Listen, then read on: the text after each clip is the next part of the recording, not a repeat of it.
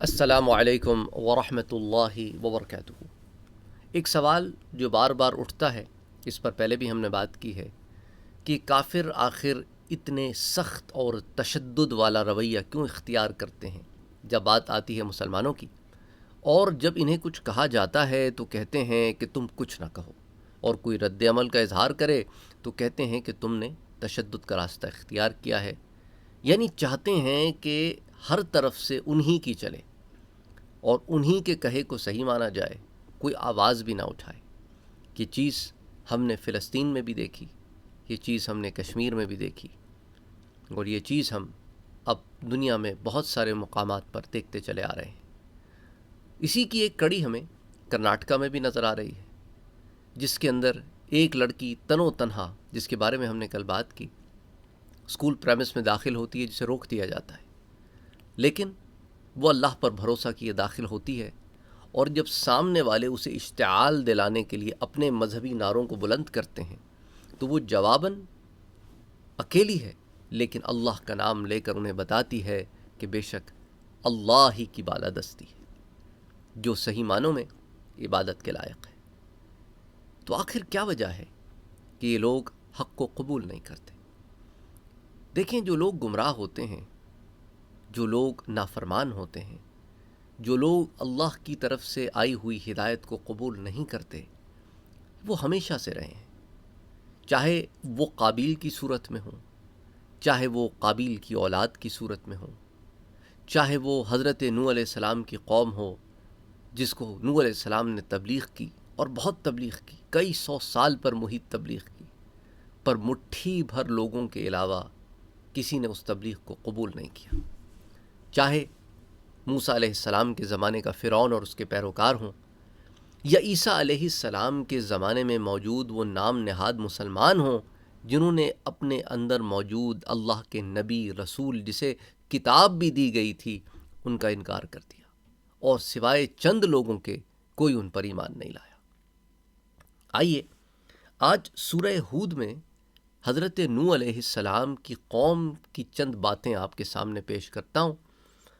نوح علیہ السلام نے جب اپنی قوم کو تبلیغ کی، دعوت دی، جس کا بڑا تفصیل سے ذکر سورۃ النوح میں ہے کہ سورہ نوح میں اللہ تعالیٰ فرماتا ہے کہ نوح علیہ السلام نے بلند آواز سے، ہلکی آواز سے، ون آن ون کانورسیشن میں مختلف طریقے سے اپنی قوم کو دعوت دی کہ وہ اسلام کو قبول کر لے، پر ان کی قوم نے اسلام کو قبول نہیں کیا، بلکہ ان کی قوم کے جو بڑے بڑے لوگ تھے، جو سرداران قوم تھے، وہ نوح علیہ السلام سے الجھتے ہی رہتے تھے، یہاں تک کہ کہہ پڑے اعوذ باللہ من الشیطان الرجیم بسم اللہ الرحمن الرحیم قالوا یا نوح قد جادلتنا، تو کہنے لگے نوح علیہ السلام آپ نے تو ہم سے جھگڑا کیا، فَأَكْثَرْتَ جِدَالَنَا، اور خوب جھگڑا کیا، یعنی اللہ کا نبی، اللہ کا رسول انہیں دین حق کی طرف بلا رہا ہے، انہیں روک رہا ہے معبودان باطلہ کی عبادت کرنے سے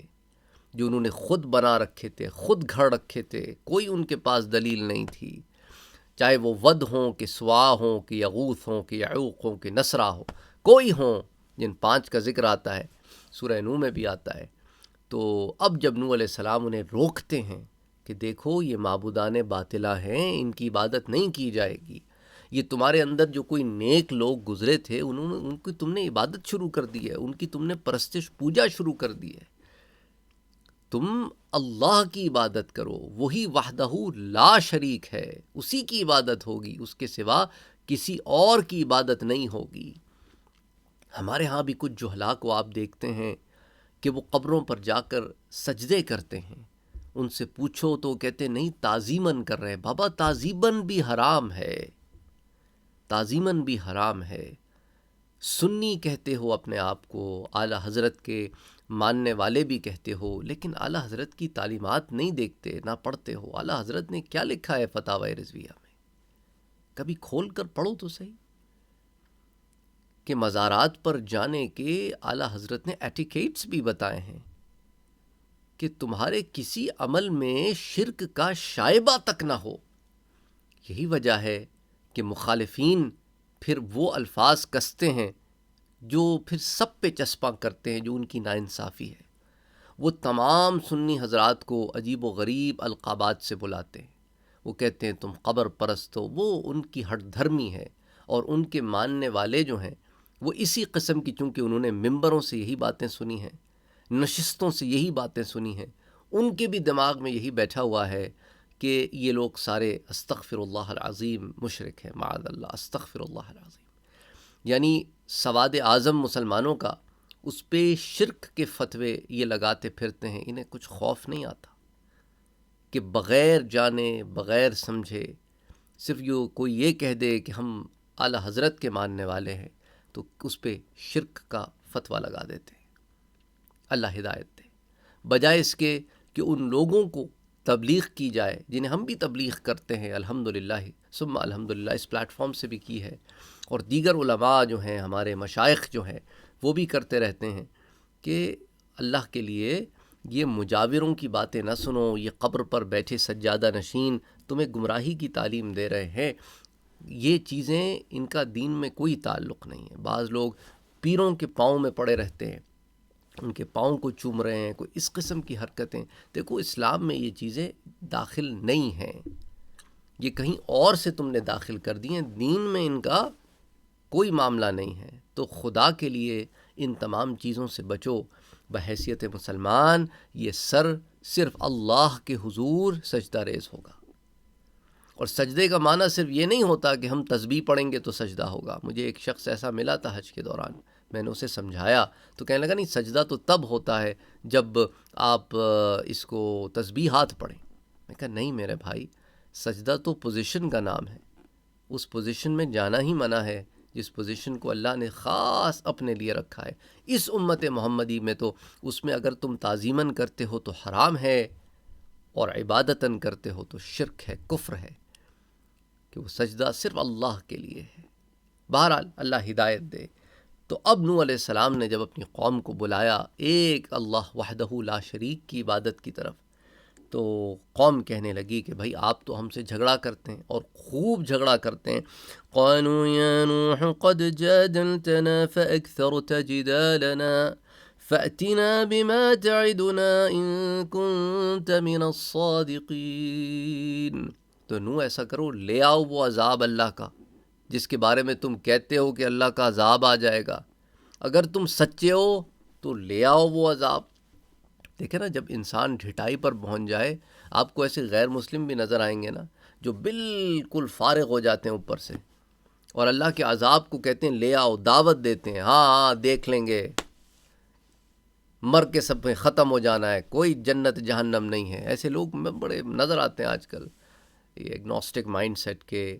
اسی طرح جو ہے وہ ملحدین جو ہیں، مرتدین جو ہیں، اسلام کو چھوڑ کر دائرہ کفر میں جانے والے، چاہے وہ کسی خدا کو بھی نہ مانتے ہوں، ایتھیسٹس ہوں، نیچرلسٹس ہوں، جو آپ نام دے دیں انہیں، جو صحیح پٹری سے اتر گئے ہیں، جن کی ریلیں وہ سمجھتے ہیں کہ وہ صحیح پٹری پہ جا رہے ہیں.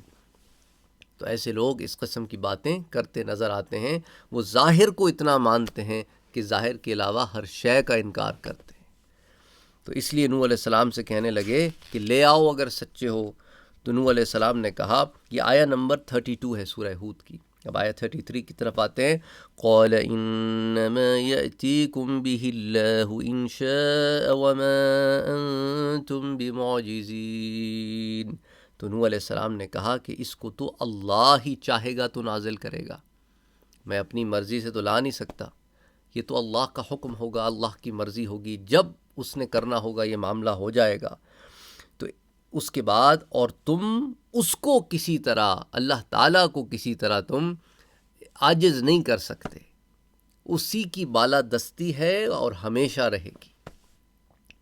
تم عاجز ہو تو بہتر ہے کہ تم جب عاجز ہو تو عاجزی اختیار کرو، بندے بن کے رہو، اپنے تئیں فرعون نہ بنو، اپنے تئیں غرور و تکبر نہ کرو، شیطان کی پیروی نہ کرو.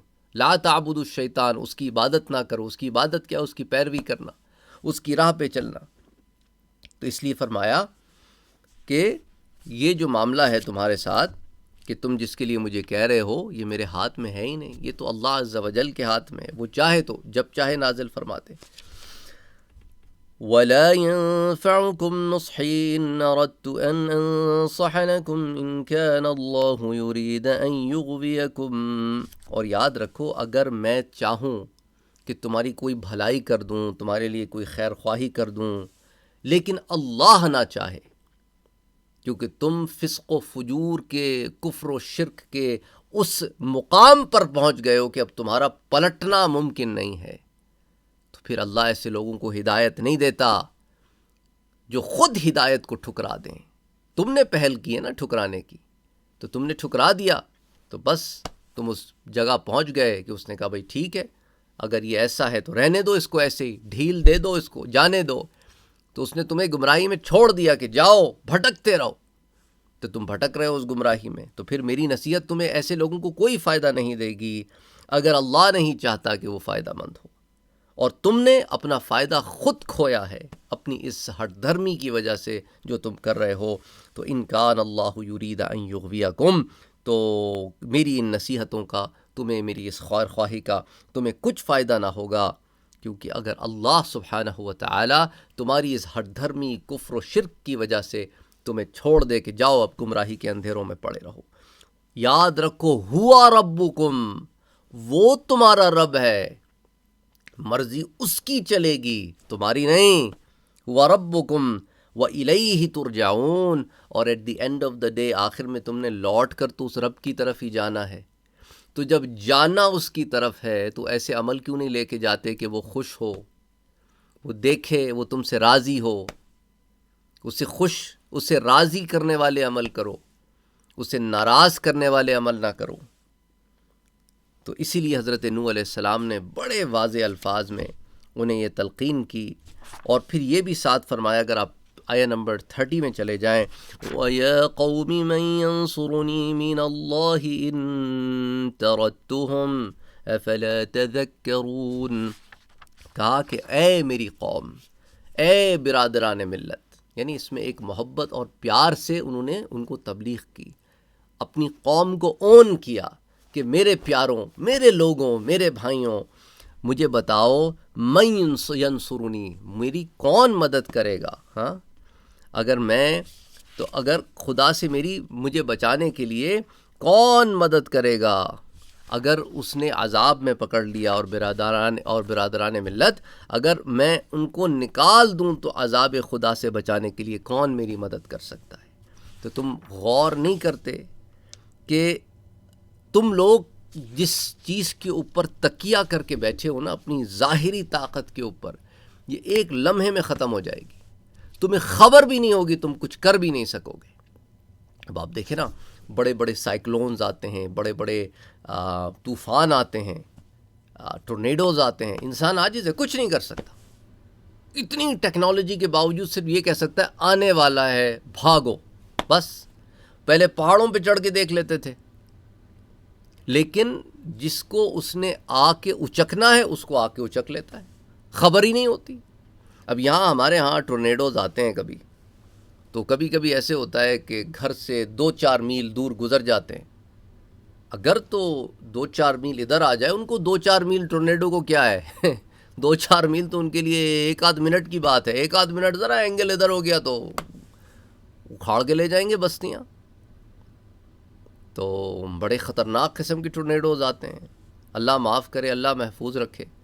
اس لیے جگہ جگہ انہوں نے ٹورنیڈو کے سائرنس کے سسٹم لگائے ہوئے ہیں، جس کو وہ ٹیسٹ کرتے ہیں ویکلی بیسس کے اوپر، تاکہ کبھی ایسا نہ ہو نا کہ ٹورنیڈو آئے اور سسٹم فیل ہو جائے. تو پھر اس کے بعد لوگ ادھر ادھر کوشش کرتے ہیں، کوئی گھروں کے تہخانوں میں گھس جاتا ہے، کوئی کسی اور مضبوط جگہ جہاں کھڑکیاں نہ ہوں چلا جاتا ہے. اللہ محفوظ رکھے، اللہ محفوظ رکھے. تو اس طرح کوئی بڑی بڑی عمارتوں میں چلا جاتا ہے، جو بڑی مضبوط عمارتیں بنی ہوئی ہوں، ان میں بھی پھر ایسی جگہیں انہوں نے بنائی ہوئی ہیں جہاں پہ ٹورنیڈو شیلٹرز بنائے ہوئے ہیں، وہاں لوگ چلے جاتے ہیں. تو اللہ حفاظت کرے، اللہ معاف کرے. تو جب عذاب آتے ہیں نا، جب آزمائشیں اس طرح آتی ہیں، تو پھر بچتا کچھ نہیں. انا للہ و انا الیہ راجعون، انا للہ و انا الیہ راجعون. تو بس یہی دعا ہے کہ اللہ ہدایت دے، اللہ ہدایت دے، اللہ ہدایت دے. اور یہ لوگ جو اتنی اکڑ کرتے ہیں، اتنی زیادہ فرعونیت کرتے ہیں، یہ دراصل دل ان کے مردہ ہو گئے ہیں. یہ اب صرف یہاں سے سوچتے ہیں، اور جو ان کی عقل شریف میں آ جاتا ہے اسے قبول کر لیتے ہیں، اور جو ان کی عقل میں نہیں آتا اس کو رد کر دیتے ہیں۔ تو اللہ تعالیٰ نے یہ جو واقعات ہمیں قرآن کریم میں بیان کیے نا، اس میں ایک ہیومن سائیکالوجی کا فیکٹر بھی ہے، اور یہ ہیومن سائیکالوجی چینج نہیں ہوئی ہے۔ کفار مکہ بھی اسی طرح کی باتیں کرتے تھے۔ دیکھیں نا، اسی سورہ مبارکہ کی آیہ نمبر 35 اگر آپ اٹھا کے دیکھیں، اس میں اللہ تعالیٰ فرماتا ہے ام یقولون افتراہ قل ان افتریتہ فعلی اجرامی وَأَنَا بَرِيءٌ مِّمَّا تُجْرِمُونَ۔ اور یہ کہتے ہیں کہ اس پیغمبر نے قرآن اپنے دل سے بنا لیا ہے۔ یعنی اب مکے والوں کے الزام دیکھیں نا، مکے والوں کے اور غیر مشرک جو مشرک تھے، جو کافر تھے، جو غیر مسلم تھے، وہ اس طرح کے الزام لگاتے تھے نا، مشرکین، کفار، غیر مسلمین، کہ یہ قرآن تو خود سے اپنے دل سے بنا لایا ہے۔ تو اے میرے پیارے نبی، یہ جو کہتے ہیں نا کہ آپ اپنے دل سے قرآن بنا لائے ہیں، تو ان سے یہ کہہ دیں، انہیں اب جواب دیں، قُلْ إِنِ افْتَرَيْتُهُ فَعَلَيَّ إِجْرَامِي، کہہ دیں کہ اگر میں نے یہ دل سے بنا لیا، اپنی طرف سے بنا کے خدا کی طرف نسبت کر دی، تو یہ گناہ سارا کے سارا میرے اوپر ہے، میرے پہ اس پہ وبال ہے۔ وَأَنَا بَرِيءٌ مِّمَّا تُجْرِمُونَ، اور جو گناہ تم کرتے ہو اس سے میں بری الذمہ۔ تو جس نے ہٹ دھرمی کرنی ہے وہ یہاں تک بھی ہٹ دھرمی کر سکتا ہے۔ تو بہرحال اللہ ہدایت دے، اللہ ہدایت دے، کیونکہ ہوتا کیا ہے میرا بھائیوں اور میری بہنوں، جب وقت گزر جاتا ہے نا تو پھر پلٹ کے واپس نہیں آتا۔ جب روح نکل گئی نا بدن میں سے، بس معاملہ ختم۔ تو ہدایت پانی ہے تو اسی وقت جب تک روح بدن سے جڑی ہوئی ہے، اس کے بعد بند ہو گئے دروازے۔ اسی لیے آپ کو کل وہ میں نے درس بھی دیا تھا، ایصال ثواب ان لوگوں کے لیے نہیں کی جا سکتی جو حالت کفر و شرک میں اس دنیا سے گئے ہیں، کیونکہ ایصال ثواب کا انہیں کوئی فائدہ نہیں ہو سکتا۔ ایصال ثواب کا فائدہ صرف اسی کو ہوگا جو حالت ایمان میں اس دنیا سے گیا ہو۔ اپنا اور اپنوں کا بہت خیال رکھیے گا، مجھ عاجز کو دعاؤں میں یاد رکھیے گا۔ اللہ تعالیٰ علماء کی قبروں پر کروڑوں کروڑوں رحمت نازل فرمائے، جن کی محنتوں سے دین ہم تک پہنچا ہے اور ہم بیٹھ کر یہاں اسے بیان کر سکتے ہیں، ورنہ ہماری کیا اوقات، ہمیں تو ایک لفظ بھی سمجھ میں نہیں آتا۔ انہوں نے اپنی زندگیاں اس داؤ پہ لگا دیں۔ تو خدا کے لیے علماء کا احترام کرو، اور ان لوگوں سے بچو جو علماء کے بارے میں آپ کو بدظن کرتے ہیں، اور ساتھ ساتھ ان لوگوں سے بھی بچو جو بظاہر دین کا لبادہ اوڑھ کر لوگوں کو گمراہ کرتے ہیں، جنہیں ہم سو کے علماء کہتے ہیں۔ علماء سو سے بچو، علماء حق کے متلاشی رہو، اور مل جائیں تو ان سے علم حاصل کرو۔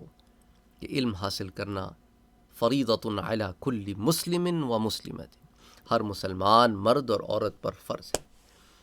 بہرحال السلام علیکم ورحمۃ اللہ وبرکاتہ۔